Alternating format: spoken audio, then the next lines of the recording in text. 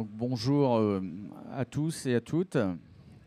Donc je vais vous faire une petite présentation des nouveaux critères d'audit du référentiel BRC GS Food V9 qui concernent la conception hygiénique. Alors à la fois des infrastructures et des équipements et faire le lien avec les guidelines de l'HEDG puisque j'interviens, même si je suis consultant Food Safety, et également évaluateur technique pour le COFRAC sur les référentiels IFS, BRCGS, FSC 22000 notamment.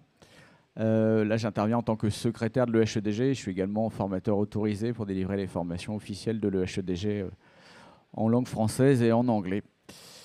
Et ben, écoutez, on est parti.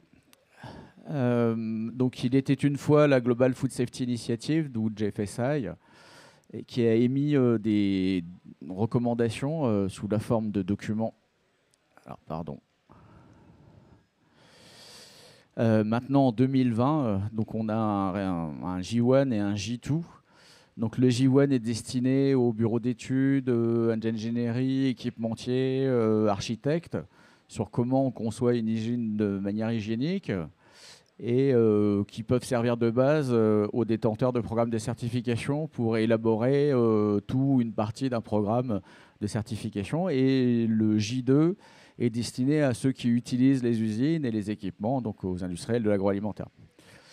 Donc avec un fort lobbying dans leur écriture de l'EHEDG, qui est une fondation de droit néerlandais créée en 89 par Nestlé et Unilever, autour du sujet de la conception hygiénique.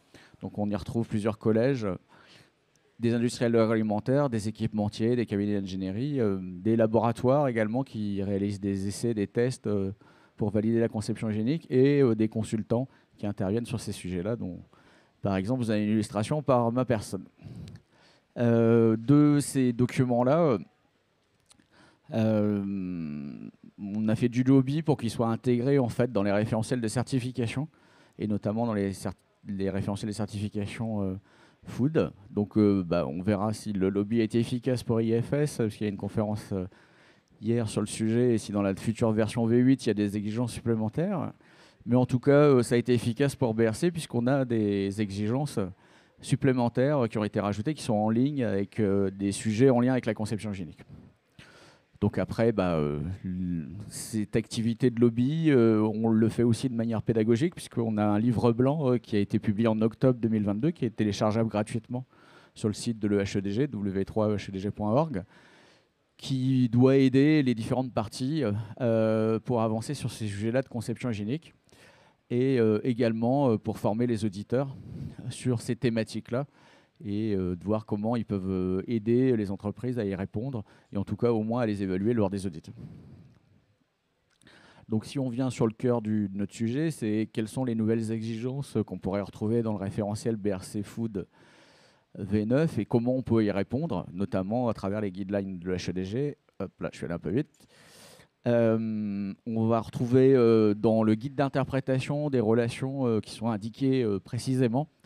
Donc le guide d'interprétation, soit vous êtes certifié ou soit il faut l'acheter pour pouvoir le récupérer. Vous allez retrouver des références à la législation, notamment pour ce qui est européen, la directive machine. Donc la directive machine, elle a dans son annexe 1, partie 2.1, des exigences spécifiques pour les machines destinées à transformer les produits alimentaires, où on parle de conception hygiénique. Et donc si on appose une plaque de conformité CE, on doit avoir intégré ces exigences-là. Par contre, c'est des obligations de résultats, mais pas de moyens. Il n'y a pas d'informations techniques qui y sont données. Pour ça, on renvoie vers des normes qui aident à la présomption de conformité des machines. Donc vous avez l'ISO 1459 ou le N16 72-2 qui sont basés sur deux piliers, analyse de risque, et en annexe, on retrouve des solutions techniques peu détaillées. Donc souvent, il faut les compléter par d'autres référentiels, les règles de l'art. Donc c'est en ce sens que HEDG a développé des guidelines pour nous aider sur ces domaines-là. Et puis, dans le document d'interprétation de BRC, on parle également du document J1, J2, dont je parlais précédemment. Donc concrètement, les nouveautés, elles portent sur des exigences, alors en moins de mesure qu'on a dans la partie infrastructure, et notamment le zoning. Donc j'en ai identifié quelques-unes qui étaient modifiées. Donc sur les programmes de prérequis, on demande qu'ils soient en adéquation avec les différentes zones. Il y a aussi des petites modifications sur les aspects liés au zoning, mais ce n'est pas forcément fondamentalement différent. Il y a des nouvelles exigences sur, enfin, modifications sur la capacité à stocker de manière sûre et saine l'eau. Et on a des exigences modifiées sur les passerelles, des mezzanines, enfin, ce qui pourrait surplomber les équipements de production. Si on y grimpe dessus, si ce qu'il y a sous les chaussures tombe dans le produit qu'on fabrique, ou qu'on n'a pas d'accessibilité pour le nettoyage, ça risque d'être un problème. On retrouve des exigences liées, là, du coup, pour l'environnement, pour pouvoir séparer différentes zones, notamment des rideaux à lanières. Alors, personnellement, j'en suis pas très fan, et n'en sont pas fans les référentiels EHEDG, parce que c'est pas étanche à grand-chose, mais enfin, il y a des forts risques de contamination croisée si on les nettoie pas. Exemple, le monsieur là, qui passe à travers le rideau à lanière avec du matériel, par exemple.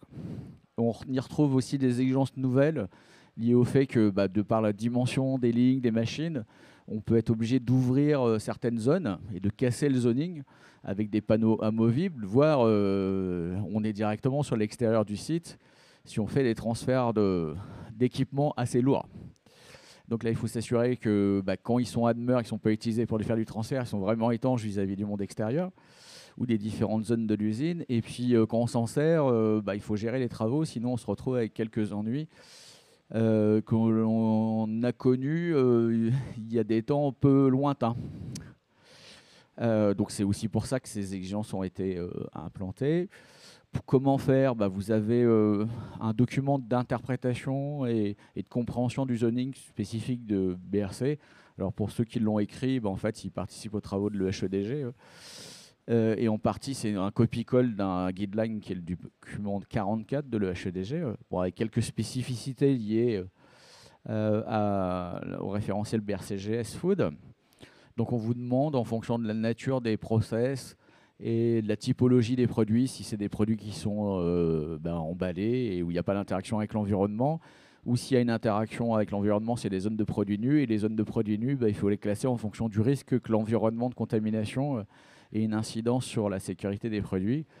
Et si c'est des produits qui ne vont pas subir de traitement thermique microbicide, soit au sein de l'installation ou chez le consommateur dans son utilisation finale, donc des produits prêts à consommer, il y a des risques de développement microbien.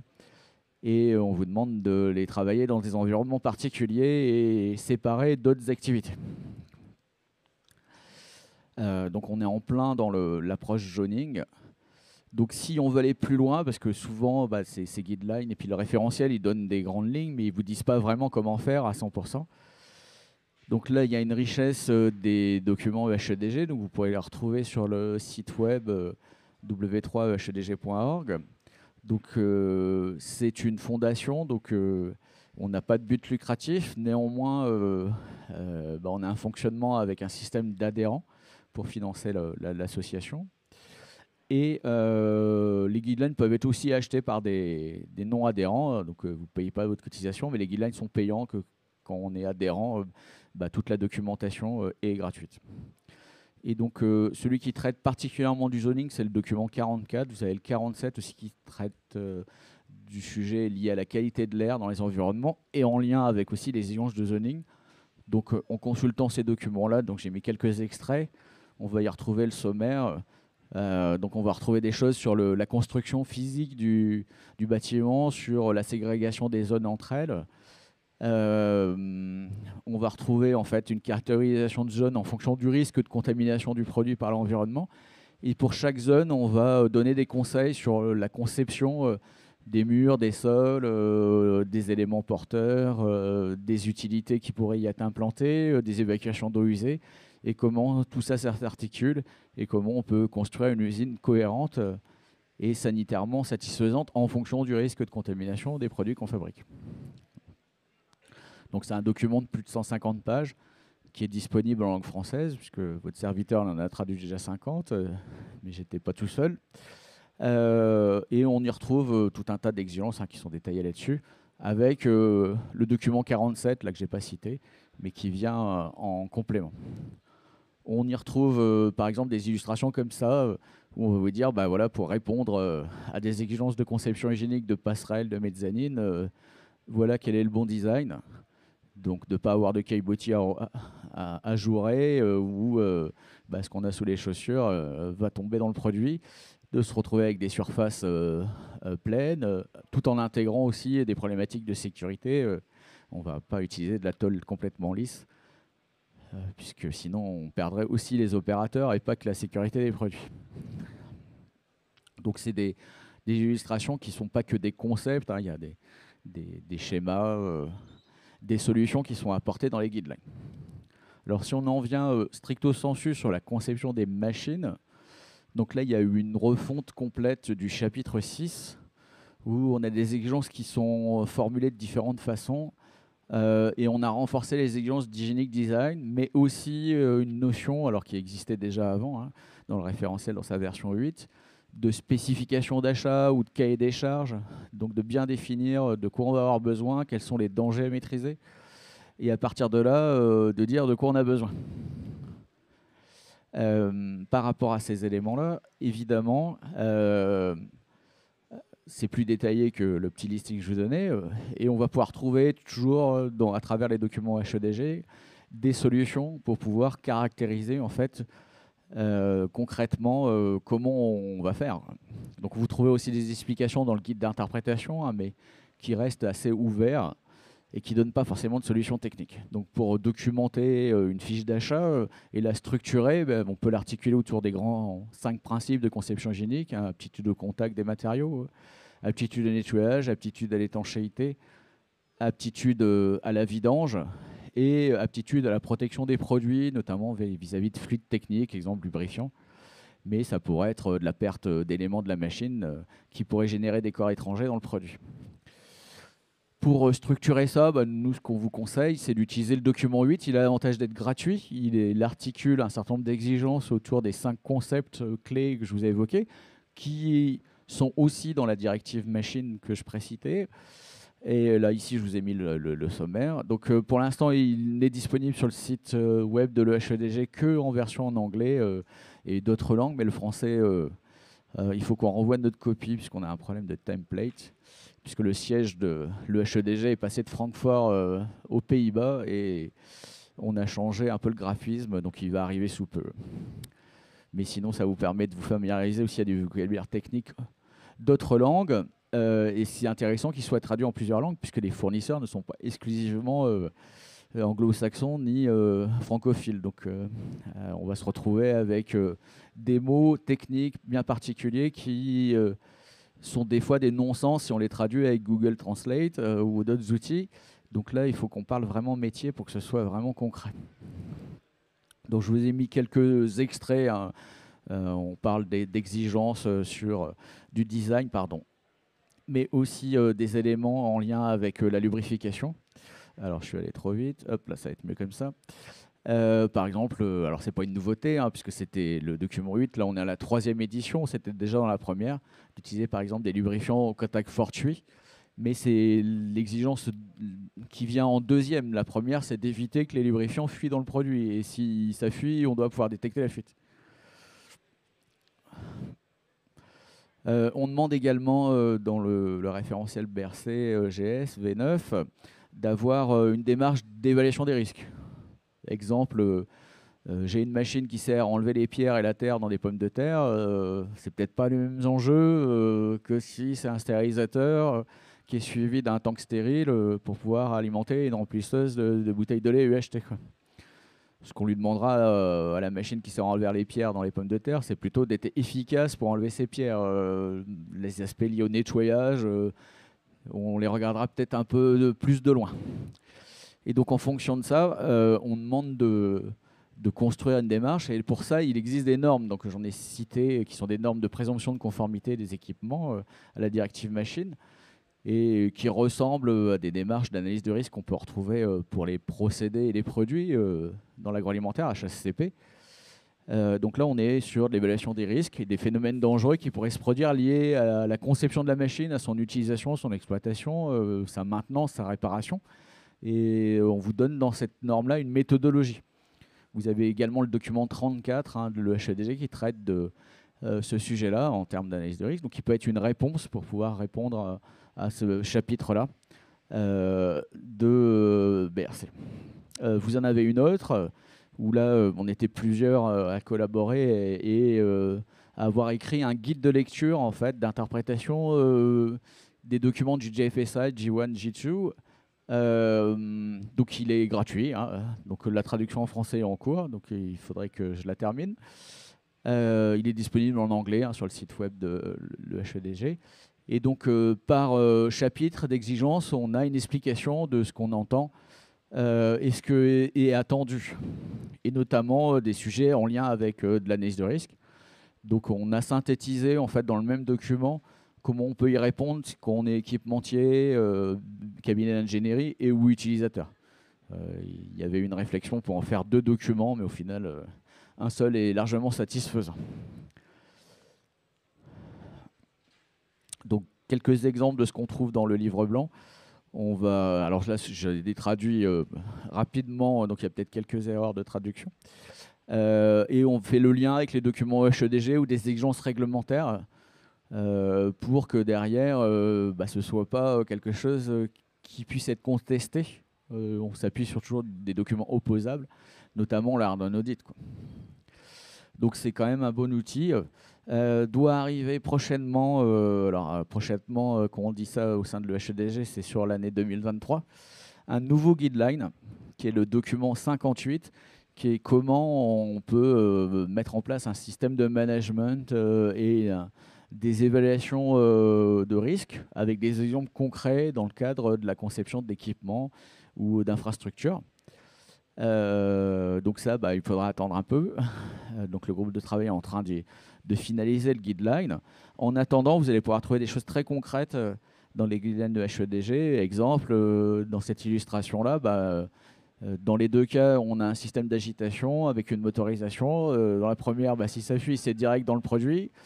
Dans l'autre cas, on a un système qui va nous permettre de détecter la fuite, de limiter le risque que ça tombe dans le produit, puisqu'on a un système de centrifugation de la fuite autour de l'arbre et il y a un carter de protection. Ça pourrait être de disposer autrement la motorisation, hein, c'est qu'une illustration. Dans ces éléments-là, vous allez pouvoir trouver des exigences pareilles, concrètes, hein, sur le design de raccord hygiénique. Donc là, on est sur un raccord DIN classique qu'on peut trouver dans différents mondes où on a des liquides à faire passer dans les tuyauteries. Dans le premier cas, notre raccord, en fait, on ne maîtrise pas la compression du joint. On peut avoir des risques d'infractuosité. Dans le deuxième, c'est un rétrofit du premier raccord d'un point de vue dimensionnel. On a juste changé le joint, mais on a une butée mécanique, puisque le joint est bimatière, il est métal et élastomère. Et cette butée nous sert aussi à faire le centrage des 2 éléments de tuyauterie pour ne pas avoir de décalage qui ferait que ça créerait une zone de rétention et des difficultés au moment du nettoyage en place. Dans le cas autre, c'est un bypass sur une pompe.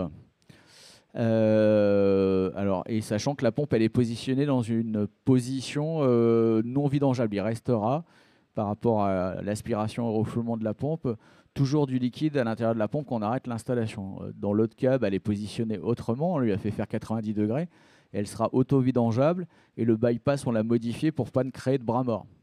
Donc ça, vous allez retrouver ça dans des guidelines. Alors ça, c'est des illustrations un peu plus colorées que celles des guidelines, puisqu'ils sont un peu anciens, sur ces thématiques-là qu'on retrouve dans les supports de formation.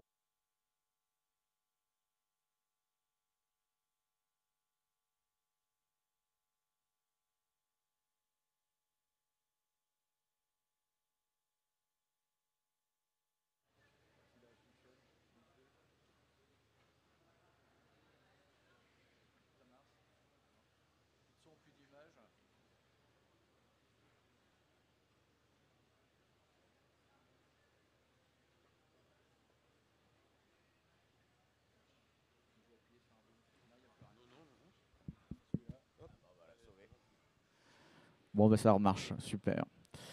On demande également une procédure documentée. Donc là, la bonne façon de faire, c'est aussi de s'inspirer des guidelines. Et vous pouvez transformer les exigences sous forme, par exemple, de checklist, hein. Il y a différentes entreprises qui en proposent. On peut en trouver quelques-unes aussi sur Internet, alors qui ne sont pas avec le logo HEDG, puisqu'on ne vend pas de produits, on vend plutôt des concepts. Mais c'est assez facile à faire et ça vous permet derrière de pouvoir évaluer une situation, que ce soit un équipement neuf, un équipement ancien, et le lier aussi à votre analyse de risque. Il y a des exigences, alors bon, ça c'est certainement une résultante liée à des contaminations de produits laitiers destinés à l'alimentation infantile. C'est que si on intervient sur des équipements et qu'on les démonte, on les déplace, et que parfois ils n'étaient pas si bien conçus que ça, et en dessous, il y avait peut-être des choses qui ne bougeaient pas.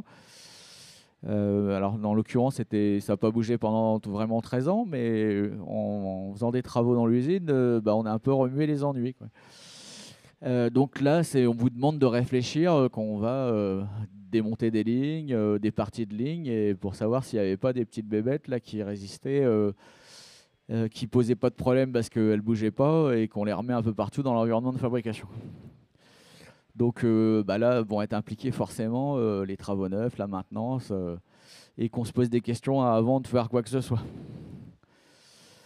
On va retrouver également des exigences liées aux équipements qui ne seraient pas utilisés pendant X temps, qui pourraient être stockés.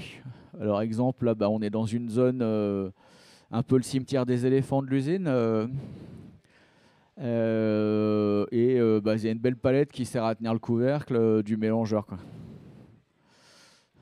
Bon, évidemment, si on se resserre de l'équipement, il faudra peut-être le contrôler, le nettoyer, le désinfecter, s'assurer que des morceaux de bois de la palette ne seraient pas repartis. Parfois, le cimetière des éléphants, il n'est pas dans un bâtiment, il peut être dehors. On pourrait avoir des nuisibles, tout un tas de choses.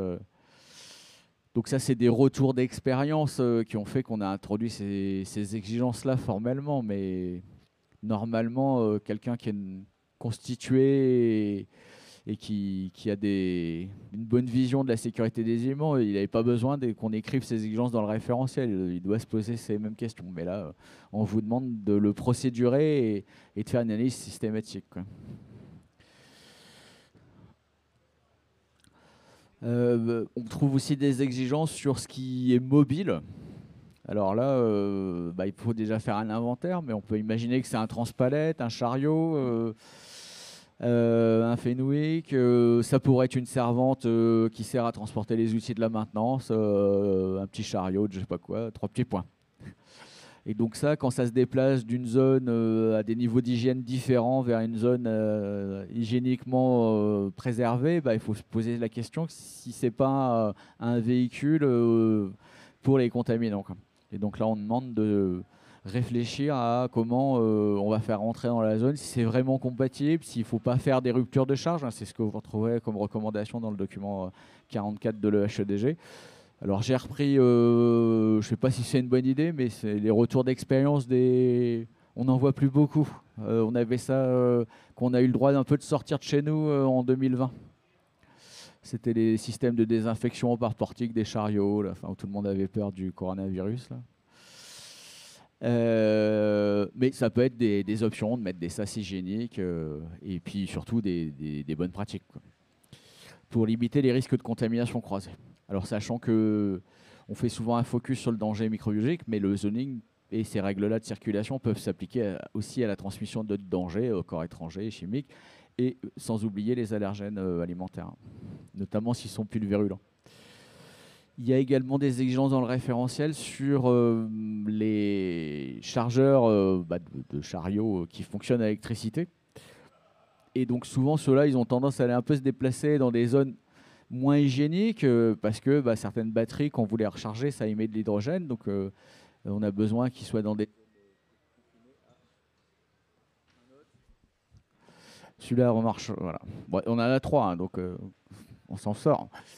Et donc là, il y a un risque également de contamination croisée. Et parfois, c'est peut-être se dire aussi que dans des zones sensibles, il ne doit pas avoir ce genre de chariot qui puisse y aller et revenir dans d'autres zones pour se faire charger pour des questions de sécurité. Parce que l'hydrogène, si vous faites un arc électrique, ça a tendance avec l'oxygène à faire de l'eau, mais il y a une réaction un peu explosive, intermédiaire. Et et d'avoir des ruptures de charge, d'avoir peut-être des équipements manuels, de se poser des questions sur ce qui est la bonne unité de livraison et d'approvisionnement de zones sensibles. C'est peut-être pas une palette, c'est peut-être le carton, c'est peut-être pas le carton, c'est ce qu'il y a dans le carton. Donc ça va au-delà de simples considérations qui sont celles-là, et donc on retrouve ces questions-là en fait dans les barrières, les zones de transition ou les SAS qui seraient définies dans le document 44, avec des exemples de solutions. Ce que je vous propose là, c'est de pouvoir revenir sur les documents HEDG. Donc les documents HEDG, c'est des documents qui sont élaborés au niveau international par des groupes d'experts, donc qui sont adhérents de l'EHEDG, mais avec des visions qui ne sont pas allemandes, françaises, italiennes, chinoises, etc. C'est à la fois multidisciplinaire et international, avec une recherche du consensus et des meilleures pratiques par rapport à des retours d'expérience et des choses qu'on sait qui fonctionnent. Mais c'est aussi basé sur des faits scientifiques, puisqu'il y a une partie des critères de conception hygiénique qui sont liés à des recherches. Donc si on dit dans un document, par exemple, que la rugosité des surfaces apparentes, elle doit être inférieure à 0,8 micromètres, c'est qu'on sait qu'au-dessus, on a des problèmes pour pouvoir laver les dites surfaces, et c'est démontré scientifiquement. Ce n'est pas au doigt mouillé qu'ils ont été établis. Donc on trouve des guidelines qui traitent de la conception des équipements. On trouve également des guidelines qui traitent de la conception des infrastructures. C'est là-dessus où j'ai insisté, là, sur le document 44 ou 47, qui traite des traitements de l'air. Le 44, c'est la conception hygiénique d'une usine. On a des documents généraux pour les équipements, mais on a aussi des documents qui vont être très spécifiques pour des typologies d'équipements, exemple une vanne, une pompe. Mais on a aussi des guidelines par filière, produits de boulangerie. Donc il y a un groupe qui doit arriver bientôt avec un guideline finalisé. Pour les métiers de la viande, il y en a un qui a été publié qui concerne l'industrie de la transformation des produits, on va dire à base de poisson, pour faire simple. On a également des guidelines plutôt spécifiques pour du matériel qui traite des pulvérulents, qui vont être traités de façon différente. Et puis une des spécificités de l'EHEDG, c'est qu'il y a également élaboration de méthodes de test, d'évaluation de la conception hygiénique qui amène dans un processus de certification un certain nombre d'équipementiers où on met à l'épreuve leurs solutions techniques pour voir s'ils sont en ligne avec les critères de conception hygiénique. Et également, on les met à l'épreuve via des tests, notamment d'aptitude à nettoyage. Donc si vous faites un tour du salon, ce qu'il faut faire avant que ça ferme aujourd'hui, mais vous l'avez peut-être déjà fait, vous avez peut-être vu qu'il y a certains équipements qui ont une marque qui est inscrite dessus, qui est celle de l'EHEDG, qui est différent de s'il y a certains industriels ou organismes qui sont membres de l'association. Ça ne veut pas dire que leurs équipements sont certifiés. Donc il y a une différence sur l'usage de cette marque. Et donc vous pouvez trouver la liste des équipements certifiés sur le site web. Et donc c'est une garantie quand même que c'est plus sûr qu'un équipement qui n'aurait pas été testé. Néanmoins, ça ne veut pas dire qu'un équipement qui n'est pas testé ne soit pas aussi conforme aux critères de conception hygiénique, puisque les tests ne sont pas gratuits, donc notamment quand on développe des machines un peu spécifiques, si on n'en a fait qu'une, de la tester, ce n'est pas forcément intéressant pour pouvoir rentabiliser la certification. Donc après, c'est aux personnes éclairées de vous expliquer en quoi ils sont conformes aux critères de conception. Et donc cette relation entre équipementiers ou bureaux d'ingénierie qui ont la lumière à tous les étages en matière de conception hygiénique, et vous, si vous allez vers la certification, vous l'êtes déjà certifié. C'est quand même intéressant parce que ça va vous permettre qu'on parle le même langage autour de documents internationaux et qui vont permettre que les cahiers des charges, que les équipements in fine qu'on retrouve dans les usines soient plus en ligne avec et correspondent aux besoins de maîtrise de la sécurité des aliments. Il y a également des formations. Alors, il y a une formation qui existe sous un format on va dire de 3 jours pour faire simple, avec un examen à la fin pour évaluer les connaissances acquises, mais il existe aussi une formation d'une journée sur les fondamentaux, les basiques, qui permet de former les forces internes, mais aussi les fournisseurs hein, sur ces sujets-là, de façon à ce que tout le monde puisse avancer dans le même sens et se comprenne également. Sur le site internet, ce qui peut être intéressant, c'est également dans les documents gratuits, vous pouvez télécharger un glossaire où on retrouve les termes techniques qui concernent notre sujet de la conception génique et qui permettent également d'échanger avec le document 8 dont je vous disais qui était gratuit sur ces éléments-là et que tout le monde comprenne bien les enjeux de cette problématique-là. Alors, en guise de conclusion et puis pour vous revoir sur les formations, on en a programmé cette année. Donc, j'ai la chance d'animer celle-ci avec Nicolas Rossi d'IDEL. Donc, il y en a une prochaine bientôt à Nantes, mais aussi au mois de novembre à Mamirol. Mais il y a d'autres événements. Alors, on se retrouvera en 2024 certainement au CFIA. Vous pouvez nous retrouver dès à présent au Hall 6, au stand C18 si vous voulez échanger sur des problématiques de conception génique. Et il y a également un gros événement, puisqu'on a la chance de pouvoir organiser en 2024 le World Congress de l'EHEDG. Donc ce sera à Nantes. Je vois que Janice nous a rejoint. Donc elle est la vice-présidence de l'EHEDG. Elle va pouvoir me rejoindre. Si. Donc c'est notre référente dans l'organisation et puis la relation avec l'international. Et je vois qu'il y a plein de jeunes gens dans la salle, donc ça c'est bien, puisque au-delà de la conception génique, c'est aussi une volonté de transmettre des savoirs, des connaissances pour l'avenir. Et donc ce sera un des créneaux de cette organisation autour de l'économie verte en lien avec la conception génique, mais aussi place aux jeunes et à l'avenir et à la formation des nouveaux entrants sur le marché de l'agroalimentaire et sur ces sujets-là. Je te laisse dire un tout petit mot du World Congress. Oui, on voudrait donc pour ce World Congress en France, donc déjà on a la chance d'accueillir cet événement en France. On va avoir la présence de toutes les sections régionales de tous les pays. Ça peut être en Amérique, Australie, et il y avait vraiment de du monde entier en fait. On veut aussi que cet événement donc, qui aura lieu à Nantes, on veut vraiment que ça soit quelque chose aussi tourné vers les jeunes. On va faire des sessions posters aussi pour tous les étudiants qui aujourd'hui sont sur des sujets très scientifiques. Donc il y aura des sessions posters, il y aura vraiment, on veut quelque chose de très scientifique, très sympa au niveau de quelque chose de plus jeune. Donc on attend vraiment les étudiants sur cet événement. Et voilà, on est vraiment en train de l'organiser en ce moment. Donc, au fur et à mesure, il n'y a pas encore de site internet, mais on va faire cette promotion. On va envoyer bientôt une lettre justement pour un appel à poster et un appel à conférence également. Donc, ça peut être vraiment, ça peut avoir une belle ampleur, une belle image aussi par rapport à vos projets. Si vous êtes en thèse, si vous êtes dans des masters scientifiques, eh bien, ça peut être quelque chose de très bien. Ou des alternants dans les entreprises agroalimentaires. Alors après, on ne va pas parodier un célèbre site, mais c'est en gros adopte un jeune, et un vieux vient avec plusieurs jeunes pour la transmission et que ce sujet-là soit mieux intégré dans les entreprises et qu'on soit plus dans la prévention. Donc c'est un peu le bilan de nous de 3 jours, mais on le fait déjà depuis quelques années au sein du CFIA. C'est que parfois les gens ignoraient que ça existait, que les guidelines existaient et qu'on pouvait répondre à ça.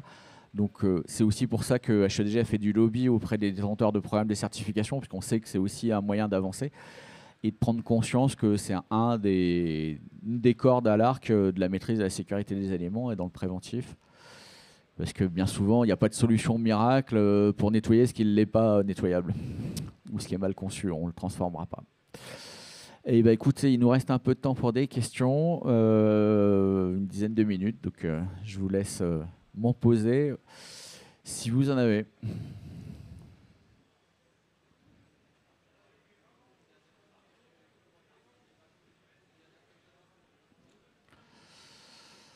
Donc la plus dure, c'est celui qui va poser la première.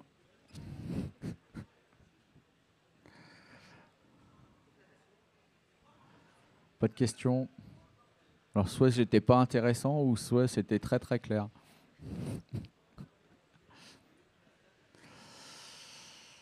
Donc vous avez la chance d'avoir le président enfin deux présidents. Donc vous avez le président de l'EHEDG dans la salle, France, mais aussi le président de l'EHEDG tout court. Puisque, donc c'est Hein Timmermans, là, le monsieur qui se tient à l'entrée. Donc si vous avez aussi des questions pour eux, n'hésitez pas. Bon, bah écoutez, rendez-vous Hall 6, stand C18. Également sur le site internet, donc si vous tapez w3ehedg.org/France, vous tomberez sur notre page. Si vous enlevez le France, vous tomberez sur le site standard, mais vous retrouverez la section régionale française. Et on publie également des actualités régulièrement sur LinkedIn. Vous pouvez vous abonner pour suivre notre page. Rendez-vous bientôt en 2023 et 2024 pour le World Congress. Merci beaucoup de votre attention.